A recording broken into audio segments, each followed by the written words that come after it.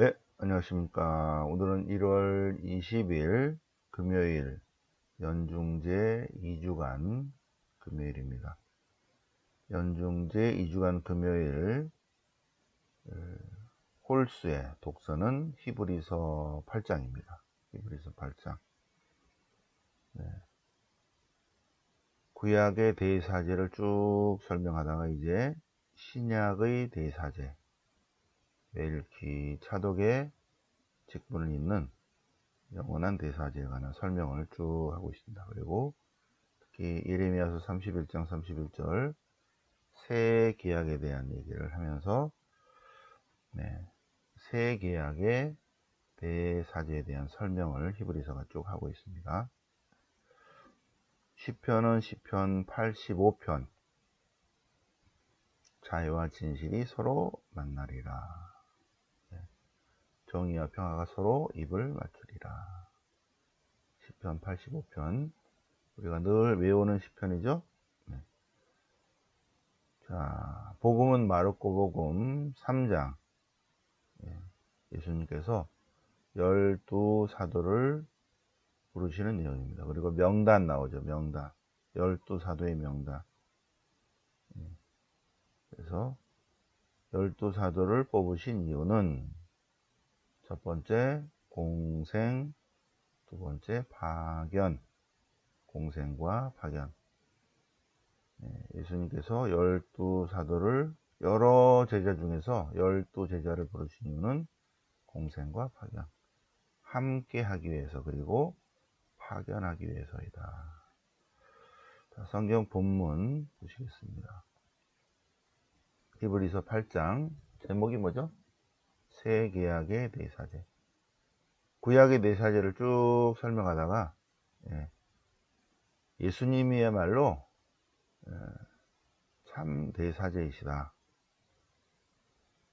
신약의 대사제이시다. 는 설명입니다. 자, 우리에게는 신약의 대사제가 계시다.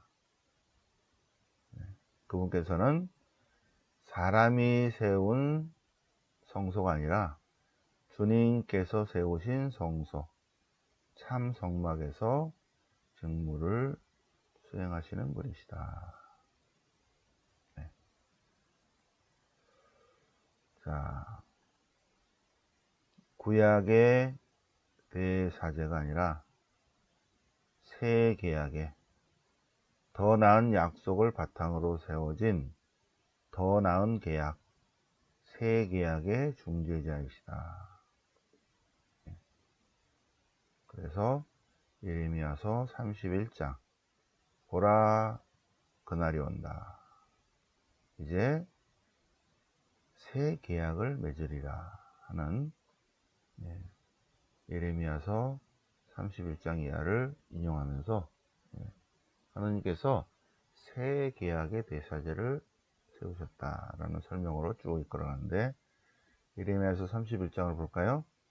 예레미야서 31장 27절 보라 그날이 온다. 31절 보라 그날이 온다. 주님의 말씀이다. 그날이 오면 나는 새로운 하느님 백성 공동체와 새 계약을 맺으리라. 예레미야서 31장입니다. 예레미야 31장. 자, 예레미야를 잠깐 공부해 볼까요? 예레미야. 자, 그러면 예레미야는 솔로몬부터 얘기를 해야 됩니다. 솔로몬. 자, 솔로몬이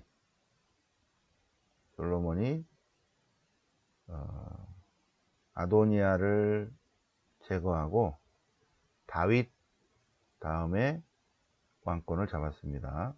다윗 다음에 왕권을 잡았어. 970년경에 왕이 됐죠. 그래서 아도니아 측근을 제거를 합니다.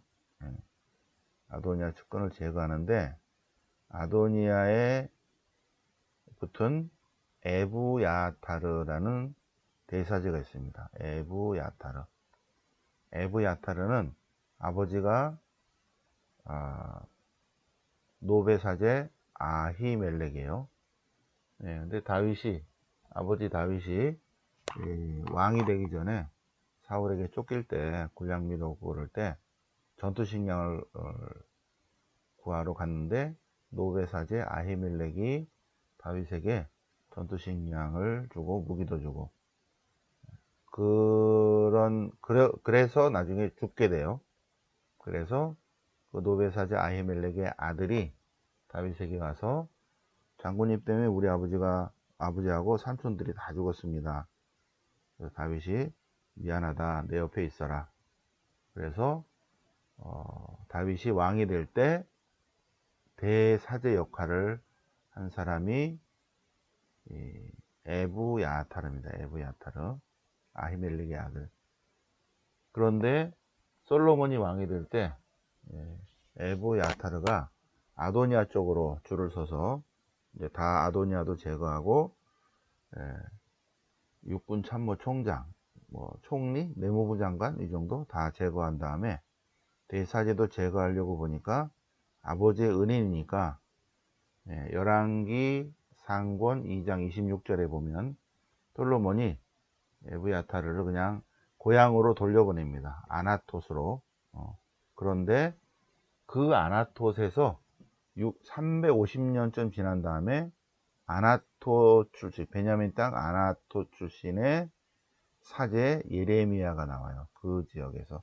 그러니까 에브야타르 후손이죠. 350년 정도 지난 다음에 예레미야가 626년부터 활동을 합니다. 근데 626년은 요 시대죠, 그죠?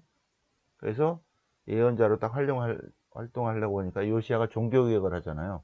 그러니까 종교개혁을 하고 있으니까는 특별히 활동할 건 없죠, 그죠?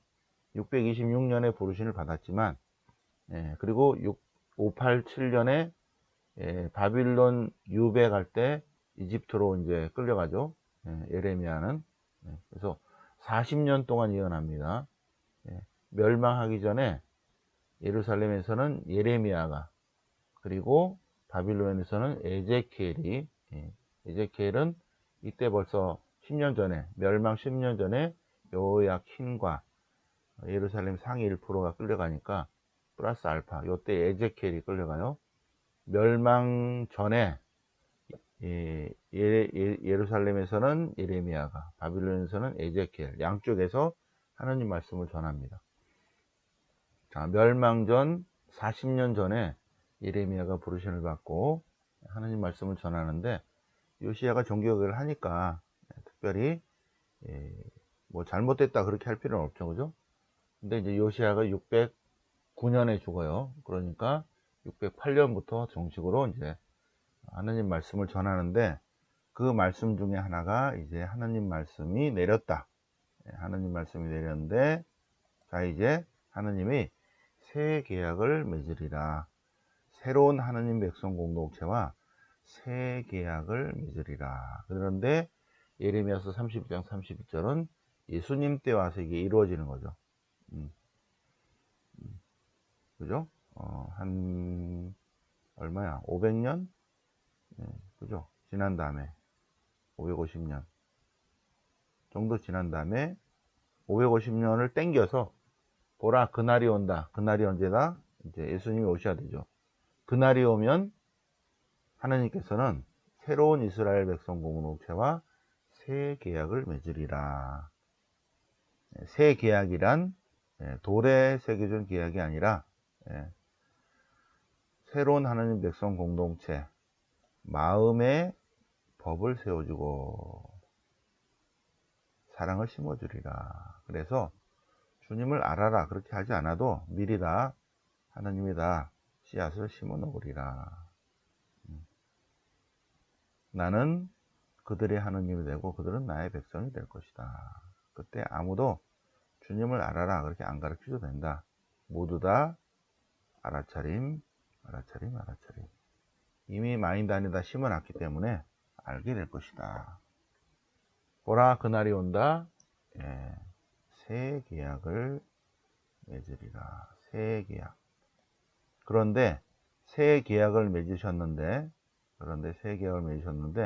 그 새 계약의 대사제가 새 계약의 대사제가 바로 예수님이시다. 예수 그리스도이시다. 예수님께서는 공생활 3년 동안 사제직을 수행하지 않았죠. 그런데 예수님이야말로 새 계약의 대사제시다 라는 것을 쭉 논리적으로 설명하는 내용이 히브리서입니다. 히브리서. 자, 시편은 시편 85편. 시편 85편. 네. 주님께서 당신의 헤세드, 사랑을 보이시고 당신의 구원을 베푸신다. 당신의 평화를 말씀하시고 당신의 자애와 진실을 드러내 보이신다. 주님께서는 당신의 정의와 평화를 행하신다. 그래서 진실이 땅에서 떠나고 정의가 하늘에서 부어오리라. 정의가 그분을 앞서가고 그분께서 그 위에 걸음을 내리신다. 평화를 위한 기원입니다. 평화를 위한 기원. 우리 요 시편 요 정도는 늘 다 외우고 계시죠, 그죠? 자비와 충성이 서로 만나고 정의와 평화가 함께 입맞추리라. 땅에서 충성이 엄터나오면 정의가 하늘에서 부어오리라. 그래서 성경에 있는 시편도 좋은데 최민수 신부님이 새로 번역한 이러한 시적인 시편도 되게 좋죠, 그죠? 외우세요. 시편 85. 시편 85 그러면 쫙 외우셔야 돼요. 그렇게 될 때 시편 1편, 시편 85, 시편 119 그러면 쭉 말씀하시면 그럼 이제 그때 하산하셔도 돼요. 그 전까지는 계속 공부하셔야 됩니다. 공부하셔야 돼요. 자, 오늘 복음은 마르코 복음 3장. 복음은 복음은 연중제 2주간 금요일 이렇게 되면 독서는 연중 주간이잖아요. 독서는 홀수, 짝수에 따라서 홀수니까 히브리서, 짝수는 사무엘기인가 뭐 그럴 거예요. 그런데 복음은 똑같아요. 복음은 그래서 내년에도 복음은 요거 똑같다. 마르코 복음 3장이다. 연중제 2주간 금요일은 복음은 똑같아. 자, 그래서 어제 군중이 호숫가로 모여들어서 왜 모여들었다? 병원 가기는 좀 거시기하니까 예수님께서 병자를 고쳐주니까 엄청나게 몰려들었다. 공짜야, 공짜. 그래서 많은 사람들이 와서 그리고 몸과 마음과 영혼이 아픈 사람들은 고쳐지기를 원하죠. 돈이 문제가 아니라 예수님께 와서 예수님의 옷자락에라도 만지려고 그분에게 손을 대려고 밀려들었어요. 그 정도죠.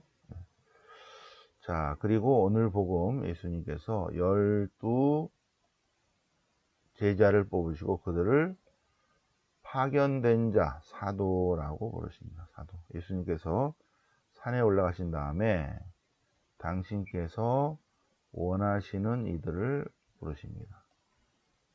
제자는 같이 일해야 되니까, 그죠?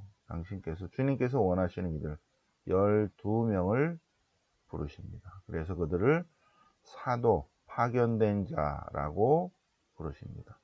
왜 불렀다? 공생과 파견.